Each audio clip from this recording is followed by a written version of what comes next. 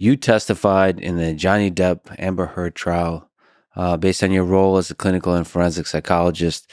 It was watched by, I don't know how many people, maybe tens, maybe hundreds of millions of people. What was that experience like? Thank God I didn't know that at the time. Were you scared, Oh, yeah. given the size of the platform, how many Well, people are watching? not scared typically isn't the word when I testify. I'm always excited and a little trepidatious before I testify because the stakes are so high for everybody's life in that room. Um, this was different. Anxiety isn't usually my brand. And I just skipped anxiety that morning, went straight to terror, and I Yeah. was mad. I was mad at the legal I was funny. Like, I was having all these strong emotions. I couldn't find my bobby pins. I almost started crying because I couldn't find them. I was pretty unhinged that morning, and in a way that was really unfamiliar to me. And it was right when I cried because I couldn't find my bobby pins that I realized I needed to get a grip, and that I was a professional, and that my hair didn't matter, even though it ended up mattering. People noticed that it was crazy. But I got a grip, and I went in, and I just did my job. So the terror in the end helped you focus and do your job well. I think it does. And it's a little scary, though, because I know what fear does cognitively. And there is a sweet spot where you want some stress, and then you can be really acutely focused and attuned. But then if you go over this threshold, you get sort of that frontal lobe shutdown where you're not thinking clearly. And everybody knows that experience from taking a really stressful test at some point, like in high school. And then they're going over the answers with the teacher in class later, and they're like, how did I miss that question? I know that. You're just in a different state. That's when you have too much stress. I think this day I actually was bordering on too much stress, if not clearly in that threshold. But once you're sitting there for a little bit and you're asked the questions, you can kind of go into a routine of just wanting to talk about your work. So what is the work, the job of a forensic psychologist in that context? In the Depp Heard trial, I was serving as an expert witness based on a psychological evaluation of one of the parties. So forensic psychologists can serve the court or in legal matters in a number of ways. They can act as a confidential consultant for an attorney on a case, or they can even assist with jury selection. They might testify without doing an evaluation if they're just coming to testify about sort of a subject matter. And then they wouldn't be answering specific questions to either of the parties, but just talking more hypothetically about a field area. In this case, because I was ordered to conduct an evaluation, I evaluated one of the parties, and then you provide a report to the court with your findings, and then you testify as to what your findings were. But from my perspective, just watching you, you seem to have held it together really well. So what do you attribute that to? So you said like it calmed down after you were able to ask the questions. So to me, if I were just to put myself in your place, it seems like the internet and the world would be very nitpicky about individual words. Mm-hmm. You're speaking from a place of scientific rigor, and so you have to be very precise with your wording. Very precise. I would feel like so much pressure about each single word I choose. Did you feel that pressure that you had to be extremely precise with the words? Always. The pressure is so high going into testifying. I think that's where I feel the most pressure is preparing, and literally the moment until I start having to answer. And then I don't even have the luxury of thinking about myself, because it is so important that that answer be clarified and understandable to the court, that becomes my focus. And that's the godsend, is that I can stop thinking about how scary it all is because I need to pay attention to explaining something. So, if it's okay, I would love to talk to you about the personality assessment test, because I think it's actually super fascinating. But Personality assessment inventory, or the MMPI-2? You're probably referring to the MMPI-2, which is one I talked a lot about. MMPI-2, yeah. So maybe can you explain the MMPI-2 seems fascinating. Is It has like its output, the results has some basic scales as code types, Mhm. and just reading through the It's so different complex. It's a thing of beauty. because the human mind is really complicated. Mhm. Even depression, schizophrenia, bipolar disorder, like all of these things are really complicated. Mhm. There's like many of them we don't understand well. There seems to be a huge amount of variance, and yet you have to be able to stitch together a bunch of characteristics that give you Mhm. intuition about the unique aspects of each person. You Mhm. want to be able to have tests that get you closer to identifying the peculiar flaws or beauties of a particular mind. So this seems to do a good job. Just reading through the different Can I borrow that descriptions of the next time I code types. No, I testify? don't know. That was the best No, I don't know. description. I don't know. I'm being poetic. I apologize. No, But that was you a have to be beautiful description. you have to be in part poetic about the human mind. It's not Mhm. math. It's psychology. Okay. Mhm. So what is the MMPI-2? Like what are we talking about here? Like it's a questionnaire? Yes, that's a great start. So it is a questionnaire, yet 567 yes, no questions. I'm going to tell you what's most beautiful about this test. So they used an empirical keying method to develop it. What that means is that they didn't have a bunch of psychologists get together and say, let's ask them, let's make sure that we identify people who have somatic complaints or physical complaints by asking them questions about like numbness in their hands, nothing like that. What they did instead was they threw, like take 1,000 questions at a group of people who they know had a certain mental illness and a group of people who didn't have that mental illness. And then they looked for patterns in what the people with the mental illness endorsed as yes and no of those random questions. Mm-hmm. So it would be, for instance, there's a bronze light fixture right there. One of the questions out of the 1,000 might be, I like light fixtures that are bronze, Mm-hmm. true or false. And they looked for correlations in the way people would answer to these completely innocuous, just boring questions. So there was no real way that a test taker could foresee the point of answering. Mm-hmm. And so because they can't foresee, it's very difficult to cheat to get to a conclusion that you Very would like to. difficult. And not only that, but you can imagine using that approach, you can then look for patterns for almost any type of response style, for any type of personality trait, any type of mental illness. You just get a comparison group and then a group who's using that specific strategy or has that specific mental illness or has that personality trait. And you just look for patterns. And there's a scale output of different kinds, So and I there's code think, types. yep. So you've got validity scales, and those are just fascinating and often one of the most useful parts of this test in forensic contexts because they show you how a person is approaching the test, how they're answering questions about themselves. So, for instance, you can see if they are tired.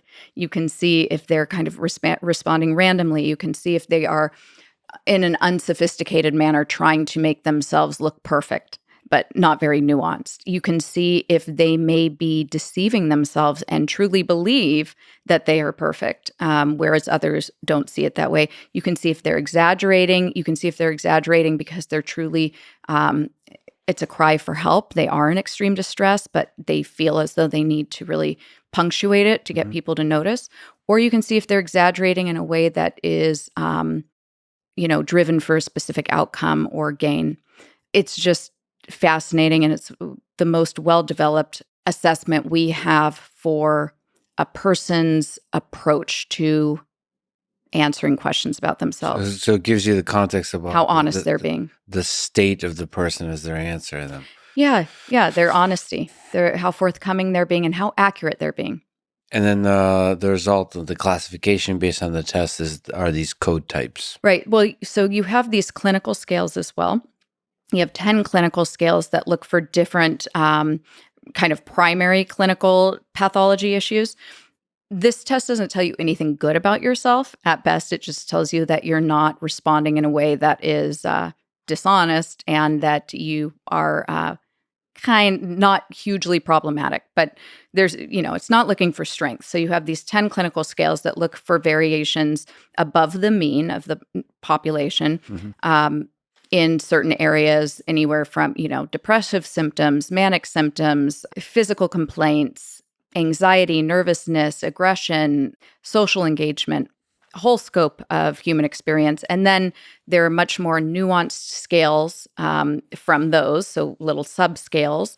And then the real power, though, of the MMPI-2 is in, as you said, these code types. And these code types are additional patterns that have been detected that really can be more defining of a personality. So you look for peaks. There can be either 2 extreme peaks or 3 typically that make a code type. And those peaks are higher scores on these personality traits. And specific code types can give you a very nuanced picture of a person's general approach to life and their personal relationships, just their personality.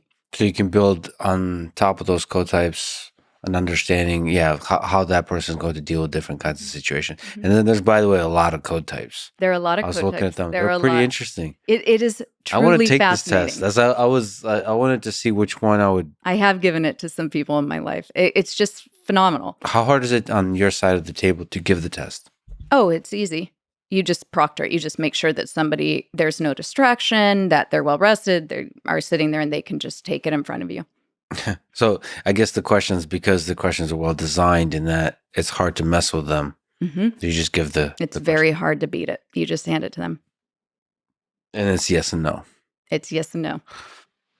Okay. But I should also add to this that this test, as much as I love it, and it is the most researched and widely used personality assessment in the world, it is not in and of itself definitive. So you use it like you already have sort of a hypothesis, and you use this for clarification. Sure. And it has a ton of value for showing somebody's response or their approach, how forthcoming they're being. But other than that, you really need to consider it as a piece of the puzzle. You had said stitched together earlier, and that was just one of those points you made that was perfect for describing this. There's probably no one perfect test, right? For personality. No. I wonder, especially with advancements of AI, there could be more and more sophisticated ways of collecting data about your behavior. Absolutely, there could be. And being able to measure some kind of more productive kind of, especially not in a forensic context, but more in trying to figure out like how to improve your lifestyle, improve your relationships, all that kind of stuff. So the result of the test with Amber Heard, if you can speak to the public stuff, you said that the results of Ms. Heard's evaluation supported 2 diagnoses: borderline personality disorder and histrionic personality disorder. Can you speak to each one of those? What are they? What are the basic characteristics of borderline personality disorder? Sure. Well, so right now, the DSM-5, which is sort of the Bible for mental disorders, it's what we go to, our diagnostic manual. It classifies personality disorders according to clusters. And cluster B is one that involves the emotionally erratic, interpersonally erratic emotional disorders. And those include histrionic personality disorder, borderline personality disorder, narcissistic personality disorder, and antisocial personality disorder. Eventually, there's been some research on this and a lot of support for us eventually moving into a more spectrum type approach to considering personality disorders, where you'd essentially be looking at dysfunction in different domains of somebody's functioning that has persisted over time. And again, the really important part is this: it seems to be a stable trait, part of their personality that it's in their interpersonal relationships. It's in how they handle their own life, their own functioning, their mood. And it's not just situation-based. It seems to be all areas. I don't love the title histrionic personality disorder. I think its history is, it's pretty controversial and there's some misogyny in it. But that all being said, As a servant to the court and somebody who is there to just provide the science as it exists today, my job is to relay, and in this specific case, I was ordered to provide my diagnostic impressions, a diagnosis, and I don't get to decide which diagnosis, whether I like a certain diagnosis or not. Ultimately, if the criteria are met, that diagnosis is given. So, as we have it right now with the current personality disorder categories, histrionic personality disorder is probably the most controversial. Some people believe that it is narcissistic personality disorder light, so sort of a less obvious, a less malicious version of narcissistic personality disorder.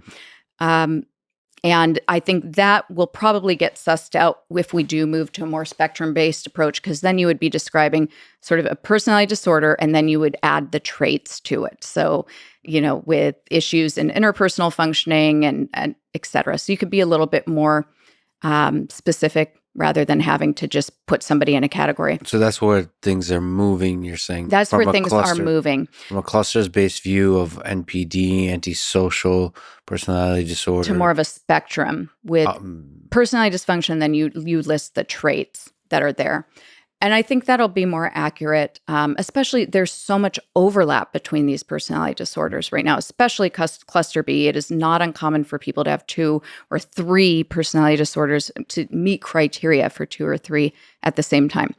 So speaking about borderline personality disorder and histrionic personality disorder, borderline personality disorder can best be thought of as a disorder of instability and impulsiveness. Emotional instability in a person's self-identity, sense of self, instability in a person's relationships, and then underlying all of this is an intense fear of abandonment. Histrionic personality disorder is more of a disorder of emotionality, dramatics, and attention seeking.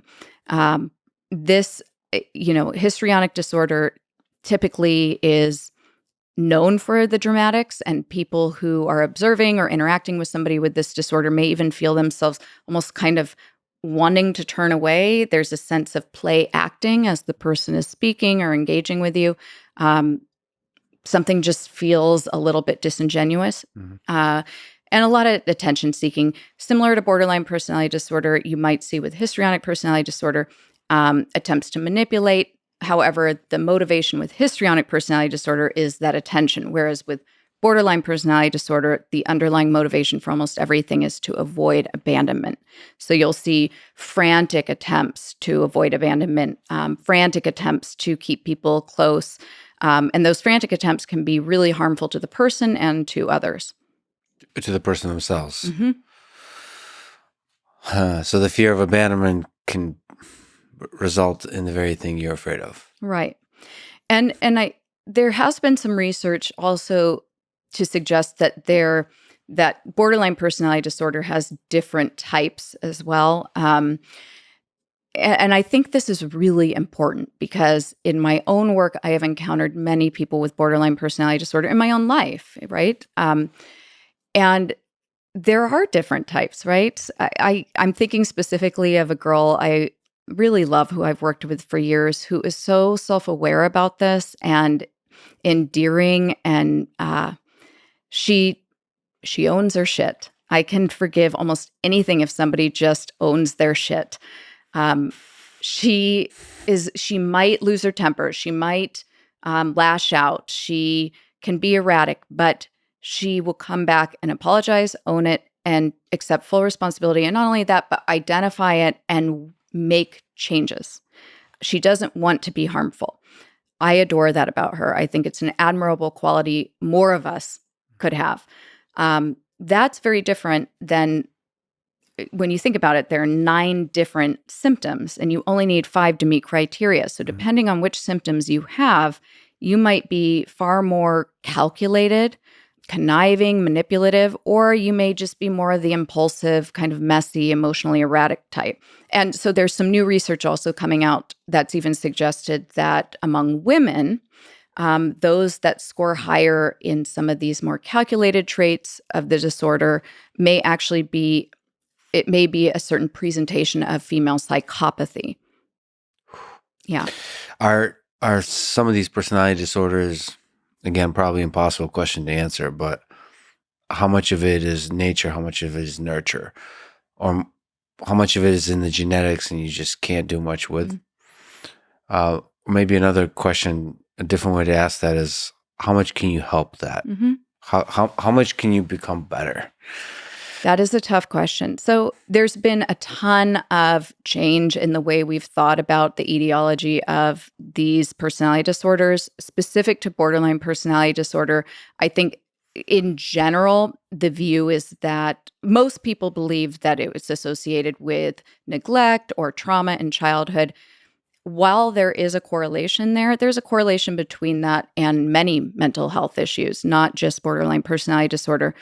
There is evidence to support a genetic basis for this personality disorder. And there are people who have borderline personality disorder that report no childhood trauma or difficulty. I have seen, sometimes things just happen. So I think it's a mix.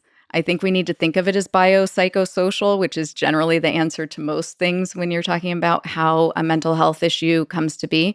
Uh, I certainly think that in most cases, and here's just me speaking personally again, I think in my own work, in most cases, what I see is that somebody may have some sort of predisposition. Then they go through certain life events and learn patterns of behaving that may serve them well as a child in a dysfunctional situation, but end up being very problematic later on.